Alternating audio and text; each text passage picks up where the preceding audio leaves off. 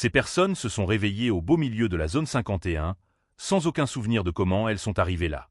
Mais à leur insu, elles sont sur le point de faire partie d'une expérience qui pourrait être d'origine humaine, ou peut-être même extraterrestre.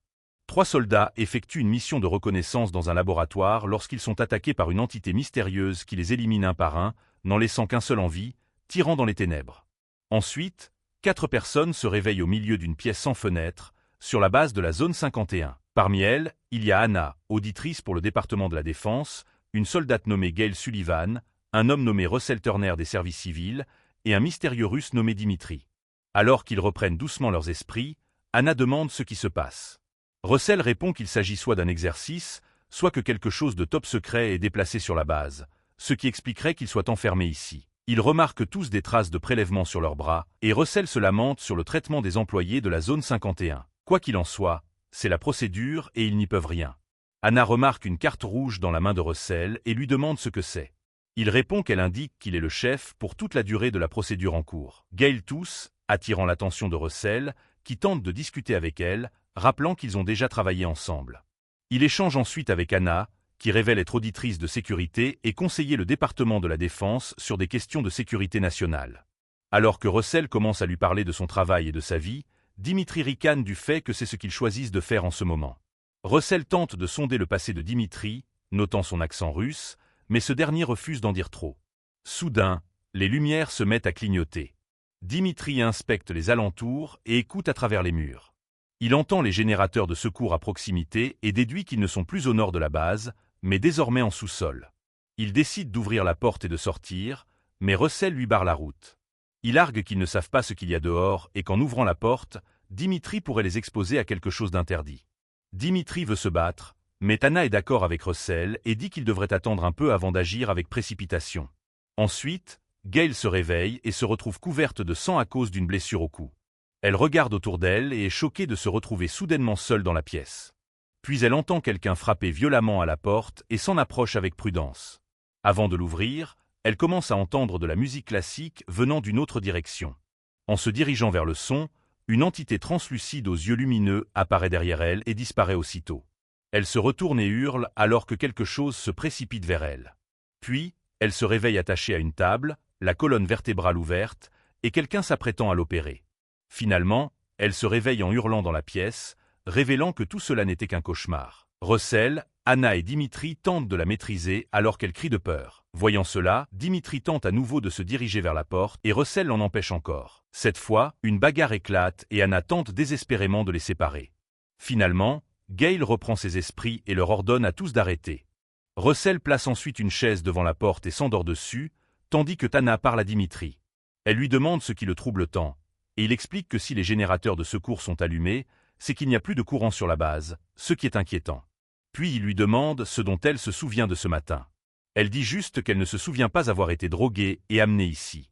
Dimitri dit qu'il se souvient d'avoir pris son petit déjeuner avec son frère, ce qui est impossible car son frère est mort il y a des années. D'une manière ou d'une autre, ils ont de faux souvenirs de leur matinée. Il demande à Anna quel jour elle pense être, et elle dit lundi. Dimitri dit que pour lui, c'est jeudi, ce qui la rend perplexe. Gail demande à Russell de vérifier l'arrière de son cou pour d'éventuelles blessures, car ce qu'elle a vu dans son rêve lui a paru très réel. Il lui dit qu'il n'y a rien. Soudain, l'électricité s'éteint et Dimitri annonce que le générateur de secours a lâché. Dehors, le dernier soldat survivant des 3 continue de tirer sur quelque chose. Le courant revient et, immédiatement, Dimitri attaque Russell. Il le maîtrise et dit à Anna de sortir, mais Gail l'en empêche. C'est alors que le soldat, qui a fui pour sa vie à travers l'installation, arrive à la porte et demande à entrer d'une voix paniquée. Gail, affolée, lui demande de s'identifier. Il révèle être le sergent-chef Ryan Pierce. Il le laisse entrer et Dimitri s'empare immédiatement de son arme. Ryan les informe que toute la base a été évacuée.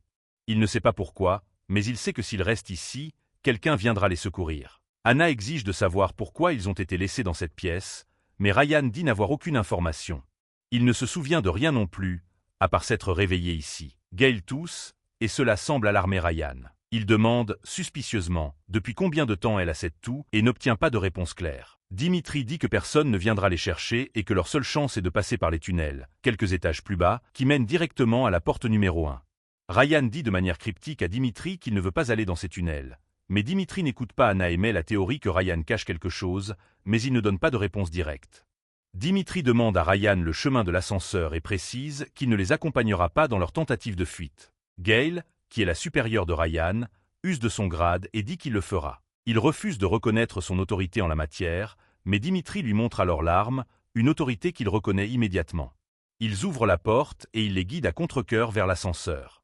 En chemin, l'état de Gail commence à se détériorer. Pendant ce temps, Dimitri constate que l'ascenseur ne fonctionne pas car toute l'installation est verrouillée. Comme les escaliers ne descendent pas assez bas pour atteindre les tunnels, Dimitri décide de forcer le panneau de l'ascenseur pour le démarrer. Pour cela, ils se rendent dans un laboratoire à l'étage pour prendre des outils. L'état de Gail l'empêche de trop marcher, et elle et Ryan décident d'attendre dans le labo pendant que les 3 autres travaillent sur l'ascenseur. En descendant, Anna se sépare des 2 autres et aperçoit quelqu'un ou quelque chose bouger dans les ombres. Puis elle entend la voix d'une petite fille l'appeler « Maman », ce qui la terrifie. Entendant du remue-ménage tout autour, elle prend ses jambes à son cou et rejoint les 2 autres à l'étage.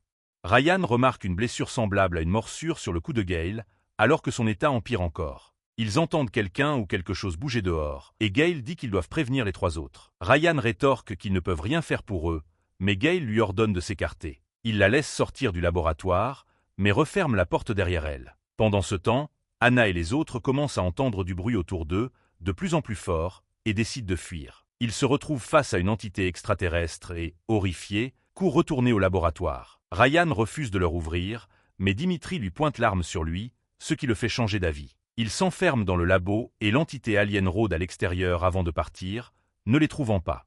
Anna et les autres demandent à Ryan où est Gail, et il répond qu'elle est partie. Ils sont tous furieux contre Ryan pour avoir laissé Gail partir, mais il souligne qu'elle est malade d'une maladie probablement extraterrestre. Elle est une cause perdue. Il ajoute qu'elle savait à quoi elle s'exposait depuis le début.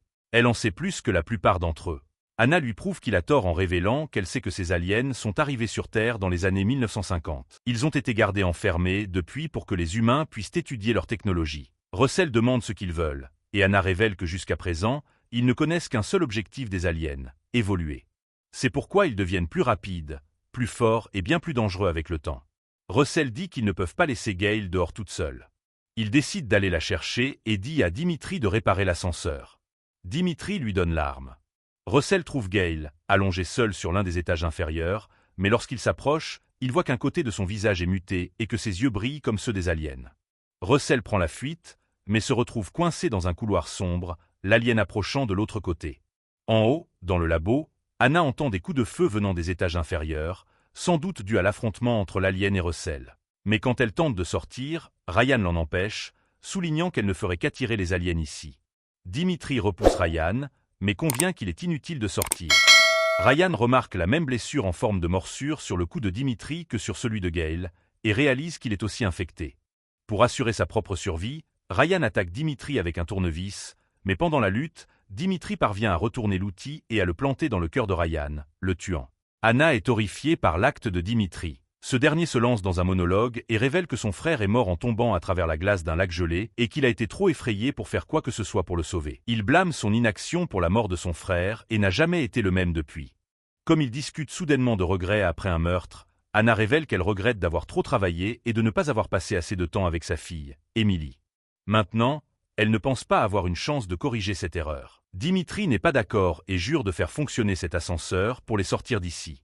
Ils retirent le tournevis de la poitrine de Ryan et ils descendent. En chemin, l'état de Dimitri commence à se détériorer, tout comme celui de Gail. Il lutte contre la maladie et commence à travailler sur l'ascenseur. Pendant ce temps, Anna entend du bruit autour d'eux et part enquêter. Elle suit le bruit jusqu'aux escaliers, où, à son insu, l'alien se tient derrière elle. Elle se retourne, le voit, et prend la fuite. Elle retient l'alien à la porte de la cage d'escalier, et pendant ce temps, Dimitri parvient à faire fonctionner l'ascenseur. Il a un choix à faire, prendre l'ascenseur seul, ou aider Anna. Il choisit de l'aider. Il coince le tournevis dans la porte pour leur gagner du temps, une physique pour le moins douteuse, et ils atteignent l'ascenseur. Les portes se ferment au nez de l'alien, mais alors qu'ils descendent, quelque chose secoue tout l'ascenseur et le courant s'éteint. Dans le noir, l'état de Dimitri devient aussi grave que celui de Gail, et ses yeux se mettent à briller comme ceux de l'alien. Il attaque Anna en hurlant « Aide-moi !» et elle décide de l'aider en lui assénant des coups de clé à molette sur la tête à répétition, le tuant. Ensuite, par la grâce d'un scénario outrageusement opportun, l'ascenseur se remet en marche et Anna arrive au niveau les plus bas. Elle entend la même musique classique que Gail dans son rêve et décide de marcher vers elle, au lieu de s'en éloigner, ce qui serait pourtant la chose logique à faire. Alors qu'elle marche, elle commence à entendre les voix de centaines de personnes discutant autour d'elle, bien qu'il n'y ait personne. À son insu, elle est suivie par 2 aliens. Puis, finalement, elle se retourne et se rend compte qu'elle est entourée d'aliens. Un alien s'approche par derrière et l'assomme. Pendant son évanouissement, Anna a un flashback de quand elle conduisait sa fille et se souvient d'un accident. Dans le présent, Anna est traînée par un alien et la pensée de rentrer chez elle auprès de sa fille, peut-être blessée, la motive à se débattre. Elle plante le tournevis dans l'alien et prend la fuite. Elle arrive au tunnel mentionné par Dimitri et, alors qu'elle commence à ramper, l'alien la suit. Elle remarque que les tunnels sont fragiles et lorsque l'alien lui attrape la jambe, elle donne des coups de pied dans les étais de bois pour faire s'effondrer le tunnel sur l'alien, le tuant.